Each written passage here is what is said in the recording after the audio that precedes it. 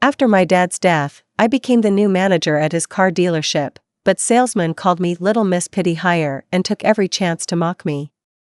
One said, "Maybe you should be selling lemonade instead." The next day, I made a record $150,000 in sales. What happened next was, I'm 37, female, recently divorced, and inherited a managerial role at my late father's car dealership. Most of the all-male sales team didn't take me seriously. They mocked me, calling me Little Miss Pity Hire, and one even said I should be selling lemonade instead of cars. The next day, I broke the dealership's all-time sales record with over $150,000 in gross. Now everything's changing, they act different around me, and I don't know if I should lean in, forgive, or keep my guard up. When I told my friend Casey over coffee what happened, she shook her head and said, "You know what this sounds like? A whole team of middle-aged men choking on their own fragile egos." I laughed but then got quiet. They're treating me differently now. I don't know what I'm supposed to do with that, I said. Use it, she replied. But don't forget who you are. And don't ever let them make you small again. I never expected my life to end up like this. 1 year ago, I was still reeling from a decade-long marriage that fell apart at the seams. I'd spent most of my 30s being someone's wife, managing our home, sacrificing job opportunities, and telling myself the emptiness in our relationship was just a phase. It wasn't. He cheated. And I left. I moved back to Aurora, Illinois, to stay with my dad while I figured things out.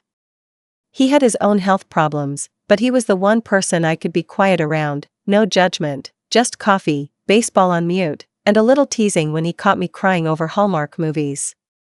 My father owned and ran Baxter Auto Plaza, a mid-sized dealership he built from scratch in the 90s. Used cars, some new stock, great reputation in the Chicago suburbs.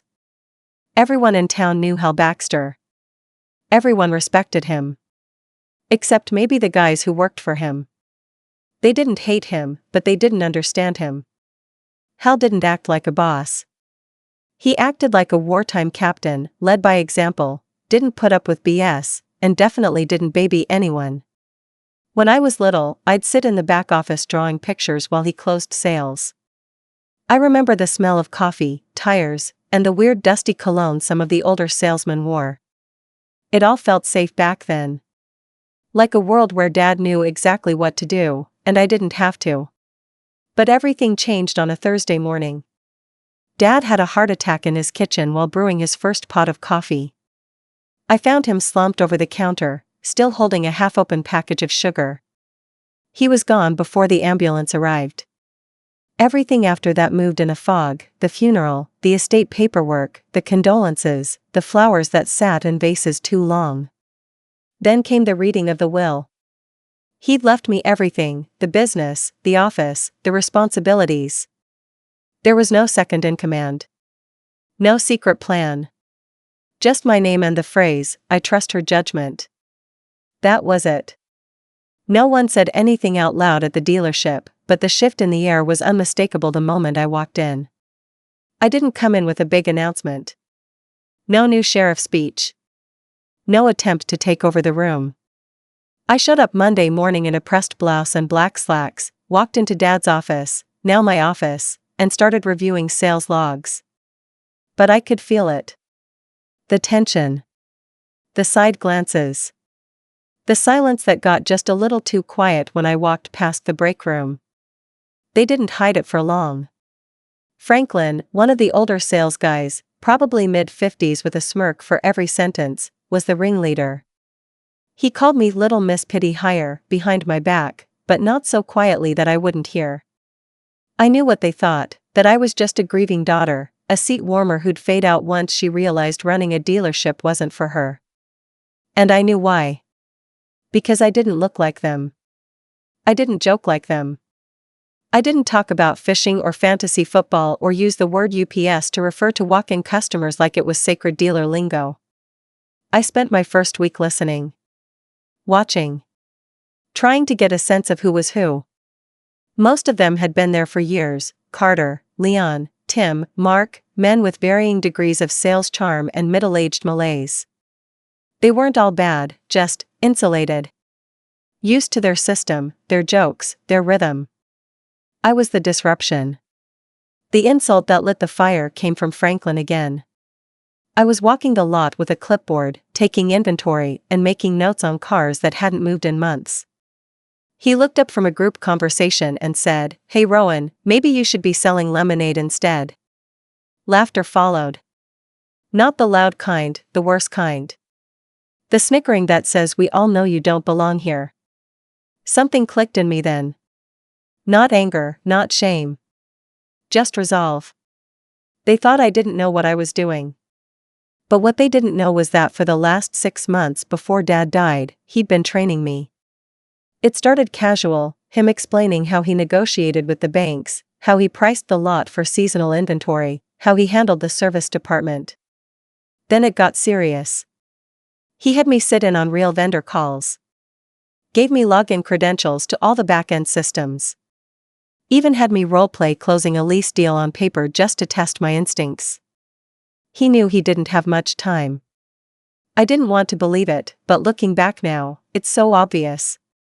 So that Friday, I woke up early and decided to do something I knew they'd never see coming. I called in a favor from Tanya, a financial services rep I'd met at a conference. She and I had bonded over being 2 of the only women in the room. She owed me a favor from a lead I'd sent her months ago, and I called it in. By 7:15 a.m., I had her team setting up temporary loan approvals on site. By 8 a.m., I posted a video to our Facebook page. I wore a black jacket, stood in front of a 2022 Altima that had been sitting on the lot for 94 days, and said, "Today only, Baxter Auto Plaza is giving $500 off every pre-owned vehicle, plus $250 donated to Aurora Veterans Support with each sale. We've got cars, we've got financing, and we're doing it all in honor of Hal Baxter, the man who taught me how to sell with integrity. Come see why the Baxter name still means something." I boosted the video for $500, targeted the suburbs around Chicago, and set the radius to 30 miles. By 9 a.m., we had customers walking onto the lot. By 11 a.m., every sales guy was working 2 people at once. And by the end of the day, after 15 deals, including 4 high-margin leases, I walked into the office, pulled the final numbers, and sat back in Dad's chair. $153,421. One day. Record. And I closed 6 of those myself. Franklin didn't say anything. He walked past me with his face flushed and tight, like he was chewing on something sour. They didn't have to clap. I wasn't looking for validation. But something shifted after that. You could feel it. Still, I don't know how to feel. Some of them are warming up to me now. Mark, the younger guy, apologized quietly the next day. Leon started looping me in on weekend planning. Carter even asked if I'd consider giving feedback on the finance pitch he uses. But I keep wondering, why now? Why only after the money rolled in? Should I be proud of breaking through?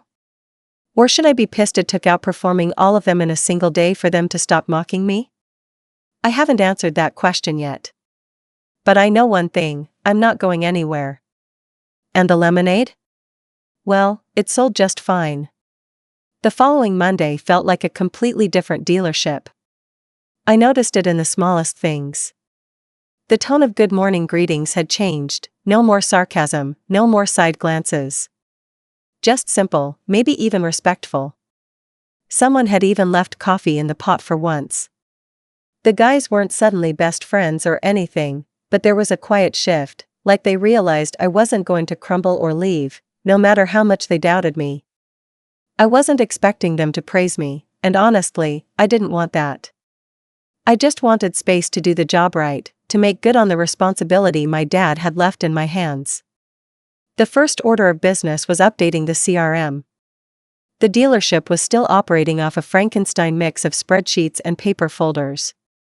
Some of the guys were using a janky browser extension for lead tracking, and one of them, I think it was Tim, still kept all his notes in a spiral notebook that had oil stains on the cover. I brought in a real CRM system. One with follow-up automation, test drive tracking, digital signatures, the works. You would have thought I suggested they install surveillance chips in their necks. I don't need a system telling me when to follow up, Franklin had muttered during the group meeting I called. I've been closing since before you were born.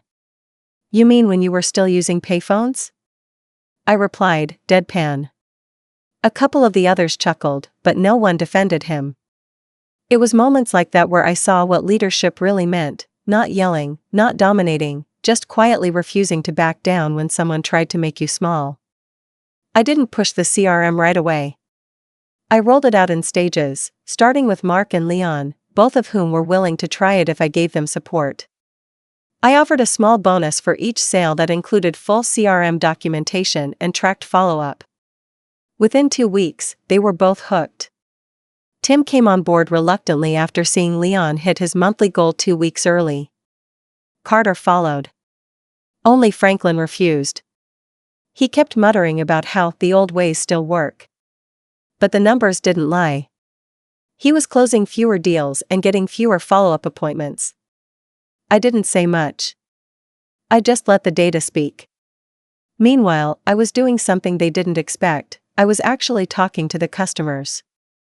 Every day, I made it a point to walk the lot during slow hours. I greeted people personally, offered water or coffee, and gave them my card. I wasn't trying to undercut the sales team, I just wanted our customers to feel like they were being welcomed into a family business, not pitched by a bunch of commission-hungry robots. One woman, Joyce, came in looking for a reliable car for her daughter who had just started a nursing program. She was nervous, hesitant, and clearly overwhelmed. Franklin had talked over her 3 times before I stepped in. Joyce, would you like me to walk you through a few options? No pressure, just information, I said. She looked relieved. I ended up sitting with her for nearly an hour, showing her 2 cars and explaining financing in plain language. She came back the next day with her daughter and bought a certified Civic from me directly. That sale alone wasn't what mattered. It was what happened after. Joyce left a 5-star Google review, name-dropped me, praised the way she was treated, said it felt more like talking to a neighbor than a salesperson. That review got shared on Facebook. Then the local neighborhood group picked it up. Then we started seeing more foot traffic, mostly women, and a few even asked for me by name. Is the lady manager here? That's what they'd say. Like I was a character from a show they were following. Franklin hated it. Looks like you're the dealership mascot now, he sneered one morning. No, I said, not even looking up. I'm the reason your job still exists. Again, silence. The funny part is, I wasn't trying to be petty. I just didn't have the bandwidth anymore to sugarcoat things for men who refused to adapt. This wasn't about bruised egos or office politics. It was about survival. My father left me a business, not a charity. And I was done playing nice just to make them comfortable. The truth is, I didn't want Franklin gone. I wanted him to grow. To see the value in doing things differently. To rise with the rest of us. But he didn't. Every new idea I introduced, rotating weekend schedules, customer feedback surveys, video test drive walkthroughs, he rolled his eyes. He'd been in the industry too long. He saw change as an insult. 3 months in, I started preparing for the inevitable. I documented everything, missed follow-ups, refusal to use the CRM, aggressive tone with customers. I didn't want to fire him out of spite. I wanted it to be clean. Justified. Professional. The final straw came on a Saturday afternoon. A couple, maybe in their late 40s, came in looking at trucks. I watched Franklin greet them, arms crossed, his tone barely polite. After 5 minutes, the woman walked away and asked to speak to the manager. I don't appreciate being talked down to, she said. He made a joke about me not knowing what a tailgate was. She didn't yell. She didn't threaten. But the disappointment in her voice was enough. They left without buying anything. That Monday, I called Franklin into the office. I had all the paperwork ready. You can't be serious, he said when I handed him the termination notice. I gave you 3 months, I said, calmly. You chose not to grow with us. He glared. Your daddy wouldn't have done this. I didn't flinch. My father trusted my judgment. I'm using it. He stormed out, didn't say goodbye to anyone. Left behind a drawer full of snacks and a desk that hadn't been organized since 2012. And honestly? The dealership felt lighter the moment the door shut behind him. The day after Franklin left, the air in the dealership felt still. Not quiet in the uncomfortable way, but in that subtle shift kind of way, like the energy finally stopped buzzing with resistance. Nobody said anything outright, but I noticed Carter tidying his desk for the first time in months. Tim offered to cover the test drive desk for an hour without me asking. Leon actually smiled when I walked past his office. That Friday, we held our first all-hands meeting without Franklin. For the first time, people showed up on time. I stood at the front of the break room with a few printed agendas, a simple slide deck behind me, and the smell of coffee filling the air. All right, I said, scanning the room. Let's talk about where we're going next. I wasn't dramatic. I didn't give speeches. I laid it out plainly. Customer satisfaction was up, sales were trending higher than this time last year, and we were going to reinvest part of the quarterly profit into upgrading the website and adding 360-degree virtual vehicle tours. There was a pause. Then Carter raised his hand. Are we sticking with the rotating Saturday shifts? Yes, I said. But if the numbers stay this good, I'll look into reducing weekends to half-days in the winter. He nodded. Okay. That was it. Not approval exactly, but participation. A signal. After the meeting, Mark hung back. He was younger than the rest, mid-30s maybe, with the kind of quiet energy that made him easy to overlook in a room full of louder voices. But he'd adapted quickly, learned the new systems, and I could tell he was watching everything closely. You handled that well, he said, leaning casually against the doorframe of my office. Nobody's spooked. I'm not trying to spook them, I said, closing my laptop. I'm trying to get them to trust I'm not guessing. He nodded thoughtfully. You ever think about expanding our trade-in program? I've had 3 people ask about it this week. I blinked. Tell me more. That was how it started, this quiet partnership. Mark began stepping into more of a leadership role without needing a title.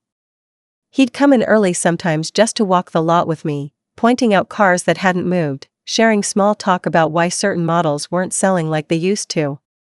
He wasn't trying to impress me. He was trying to help. And I noticed. We restructured our trade-in offers 2 weeks later, added a free online appraisal tool, and by the end of the month, trade-ins were up 18%. Mark didn't ask for credit. But I gave it to him during the next team check-in. You can thank Mark for that update, I said, tapping the printout of the appraisal flyer. He caught the trend early. The others looked over. For the first time, someone besides me was leading the room. Tim whistled softly and gave Mark a nod. Nice one. It wasn't a revolution. But it was a beginning. Outside of the dealership, my life was still rebuilding. I had moved into a small 2-bedroom condo not far from downtown Aurora. Nothing fancy, laminate floors, old cabinets, furniture I mostly found secondhand or dragged from my dad's place, but it was mine. On quiet nights, I'd sit on the small balcony with a glass of wine and just breathe. There was a calm that came with the solitude. A strange peace in knowing there was no one expecting me to be anyone else. Casey, my closest friend since college, would come over some nights and we'd talk about everything from work to my failed marriage to the bizarre world of middle-aged dating apps. You ever think you might actually want to sell the place one day? She asked once, curled up on my couch with takeout on her lap. The dealership? I asked. She nodded. You could. It's your choice now.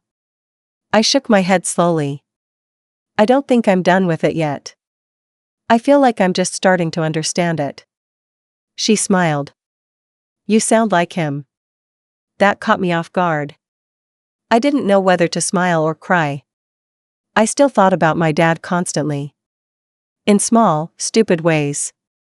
Like when I couldn't figure out where the snow shovel was stored, or when I had to choose between 2 floor mats for a pre-owned RAV4 and remembered how particular he was about matching trim styles. I missed him most in the moments I wanted to ask something, about business, about life, about whether I was doing enough. But sometimes I'd catch myself doing what he used to do, running a hand down the hood of a car to check for tiny dings, or tapping a pen against my lip while reviewing a sales sheet, and it felt like he wasn't really gone. Just watching from somewhere else. Maybe that's part of why I worked the way I did. I wasn't just trying to run the place. I was trying to honor what he built, while still making it mine. One afternoon, Leon pulled me aside. "Hey," he said awkwardly, I wanted to say something. I stopped typing and gave him my attention. "When you came in, I didn't think it would work out. Not because you're you. Just, I didn't think anyone could do what Hal did." I stayed quiet. "But I was wrong," he continued. "You're doing it differently, yeah, but it's working. So, yeah. That's all." I smiled. "Thank you." He nodded once and left quickly, as if embarrassed to have spoken at all. That small moment meant more than he knew. Respect, in places like this, doesn't come from title or inheritance. It's earned in half-spoken compliments and small course corrections. It's the absence of resistance. The unspoken, reluctant approval. It wasn't total yet. But I could feel it growing. And I had no intention of letting it slip. The next 6 months passed in steady strides. We restructured commission plans to reward teamwork and customer satisfaction, not just raw numbers. We launched a social media series called Keys to the Lot, where each of the team took turns featuring different cars.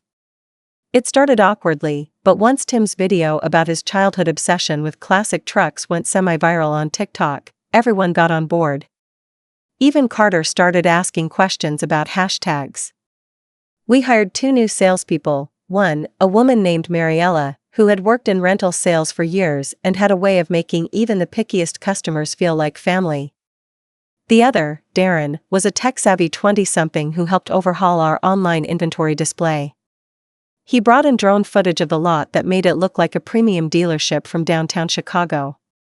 Customers noticed. So did the competition. We weren't just holding ground anymore. We were growing.